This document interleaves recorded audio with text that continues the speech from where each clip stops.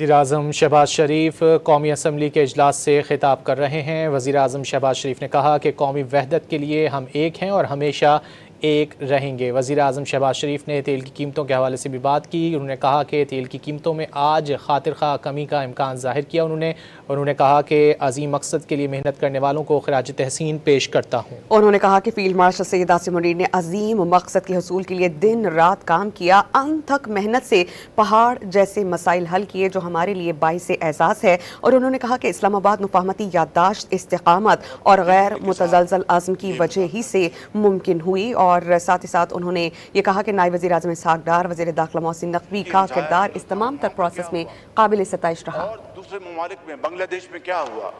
یہاں پر نہ کوئی پٹرول پمپ پہ بلوے ہوئے، نہ لائنیں لگی، نہ راشننگ ہوئی۔